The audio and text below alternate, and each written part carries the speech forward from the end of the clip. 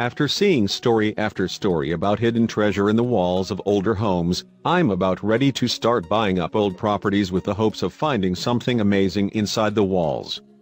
Although with my kind of luck the only things I'll be finding in the walls are dust and probably bones from a mouse that couldn't make its way out in time. Well, the couple you are about to read about has much better luck than I do. They moved into their home about 2 years ago, which was purchased as a fixer-upper. They started working on each room, then once that room was done, they'd move on to the next. It was time for them to remodel the kitchen. They know that their house has had 6 previous owners. Here's what they found.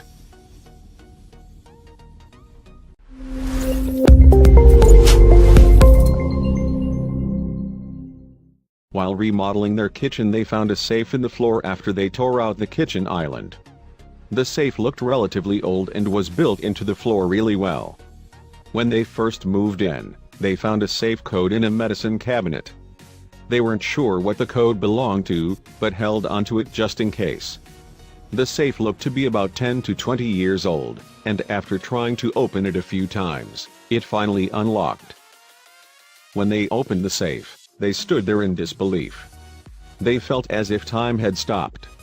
They were starting at piles of money, an old bottle of liquor, a blue book, and what appeared to be an old bingo card. Her husband was a little hesitant about reaching in for the items, in case the safe was booby-trapped. Luckily for them, the safe was not booby-trapped. Inside was about $50,000, mostly in $100 bills. When they counted it, it ended up being $51,080. This bottle of James E. Pepper was also found in the safe. Per Wikipedia, it's credited as being the inventor of the old-fashioned, which is basically whiskey, bitters, a sugar cube, and a lemon peel, although there are a lot of variations out there. The seal was still intact and the seal stated that the tax stamp was 1960, age 6 years. From the looks of it, this whiskey is top-notch and extremely rare to find. The book was titled A Guide for the Perplexed by E.F. Schumacher. It was published in 1977. When they opened the book, they found a picture of Gregory Peck. But upon further examination, it appears the book was trying to give them some clues, specifically on pages 1, 7, 11, and 14. On the back of the picture there was a note that read, "Alan, I have a book you must read. I've underlined a few key passages. Your friend, Vincent."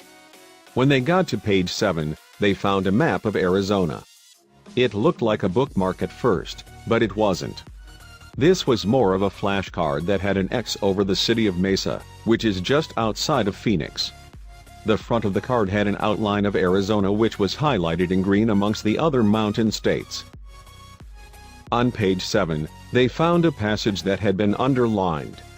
It was located in the chapter titled On Philosophical Maps.